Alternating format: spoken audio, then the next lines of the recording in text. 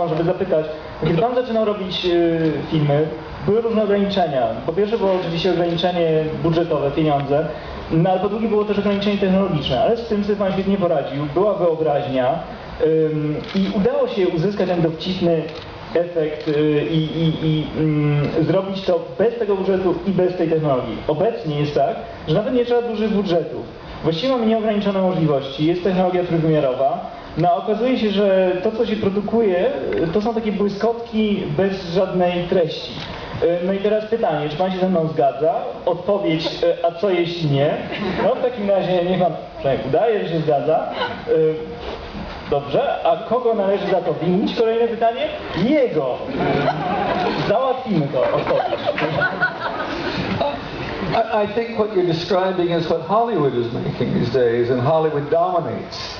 So that's the problem. I mean, Hollywood has vast sums of money. They, more importantly, they have huge amounts of money to promote films. And the technology does allow you to do everything. And I don't know, I'm not very excited by the films that are being made. They're technically extraordinary, they're visually amazing, they're energy, but they're empty. You're absolutely right. I've been lucky because nobody gives me the money to make those kinds of films. And because I would like to make one of those. But so I'm always up against the problems of limitations, and those limitations force me sometimes to make decisions and find solutions that are much more interesting than if I had all the money. I mean, right from the beginning of the Holy Grail, it was like that, and it's been my career, if that's what it is. I've always had big ideas, there's not enough money, so the results become more interesting than the complete freedom that Michael Bay has. Yeah. No to jest Hollywood. Hollywood dysponuje ogromnymi środkami, używa tej technologii, no i rzeczywiście tu się z panem zgodzę, to są rzeczy zupełnie puste, no ale mnie nikt takich funduszy nie daje, chociaż tak naprawdę bym chciał, żeby mi dali fundusze, żeby też zrobić takie coś. Ale myślę, że moja kariera, jeżeli tak to w ogóle można nazwać, od czasów właśnie Świętego Grala, polega na tym, że dysponowałem zawsze ograniczonymi środkami i były te ograniczenia, te uwarunkowania, a mimo to musiałem się z nimi liczyć i dzięki temu podejmowałem pewne decyzje i używałem wyobraźni. No i nie skończyłem tak jak właśnie inni. No, ja nie dysponuję takimi środkami jak Michael Bay na przykład. And I suppose the sad thing is that so many of these films are hugely successful. And everybody wants to be involved in that, and so young filmmakers start thinking, oh, I want to make that kind of film because it's the only kind of film that will help me succeed, and that's what's sad. And I don't know how we ever find local distributors who have the same kind of money that can compete with the Hollywood studios, but hopefully people will get bored with those kinds of movies and stop going. I think more and more they make those movies for family audiences. So, 8-year-old children bring their sisters and brothers and their mothers and fathers, and so they make a lot of money. So maybe it's, people when you get into your late teens, 20s and 30s, if you stop going to those movies, maybe they'll stop making them.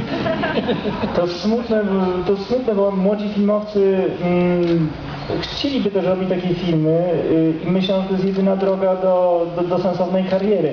Ale jest pewna nadzieja. Może ludziom się to po prostu znudzi. Obecnie lokalni dystrybutorzy nie mają tyle pieniędzy co wielkie hollywoodzkie studia, żeby promować jakieś inne produkcje, ale pomyślmy, że te filmy w tej chwili robi się dla całych rodzin, że jest 8-latek, przeprowadza swoje rodzeństwo i często zarabia się ogromne pieniądze, ale kiedy ci ludzie dorosną, kiedy będą mieli tam po 20-30 lat, może po prostu się znudzą, a jak się znudzą, to może studia przestaną taki film produkować. Proszę bardzo, tam gdzieś był mikrofon. O, proszę. When I'm watching your movies, I can see one characteristic thing, this connection between the character and the whole scene, and that for me allows you to avoid this emptiness that Wojtek mentioned in his question. And my question is, do you look for those kinds of scenes? For example, I don't know, buildings like in Fisherman King,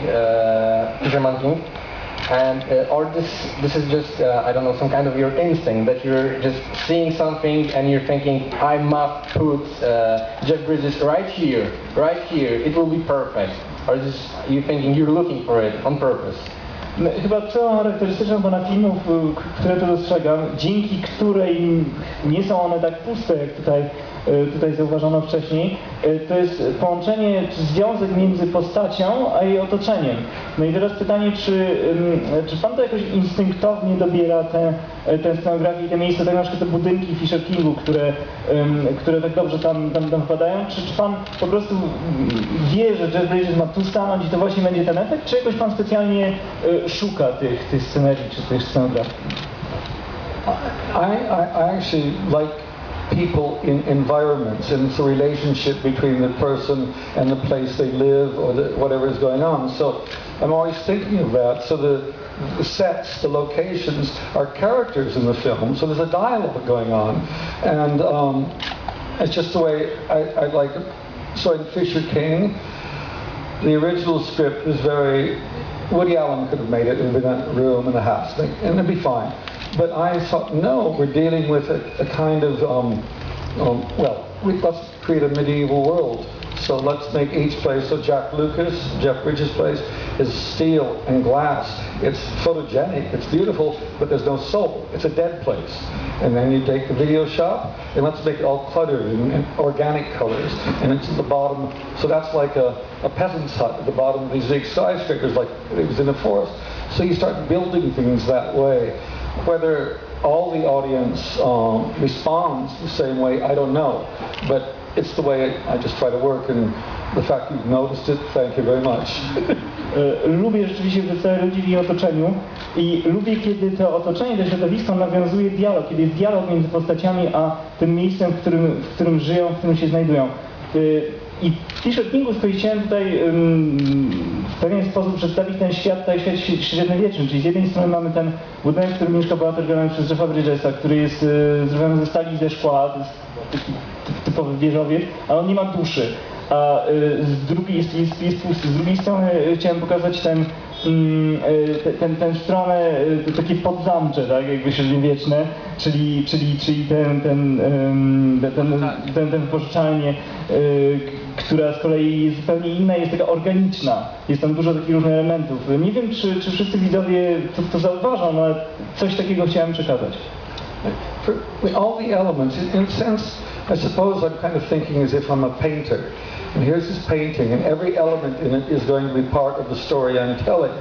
So, with the actors, I spent days with each one, with the costume designer, trying to decide on exactly what clothes they're wearing, because the clothes will tell you something about the character, where they live.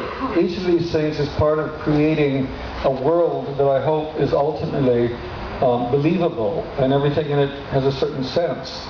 And other people don't do that, and I do it because I just like doing that. I just enjoy it, and I kind of discover the movie while I'm doing all of these detailed things. Czasem czuję się jak malarz, który dobiera wszystkie elementy obrazu, tego by stworzyły to ostateczne dzieło. Spędzam wiele czasu na tych szczegółach, wiem, że nie wszyscy tak robią, a mnie to sprawia przyjemność i właściwie odkrywam film robiąc to. Na przykład spędzałem ogromną ilość czasu z projektantem kostiumów. No i szukaliśmy tych wszystkich szczególików, które czyniły te kostiumy wiarygodnymi. Właśnie chodzi mi o to, żeby ten świat był wiarygodny i żeby był w nim jakiś sens.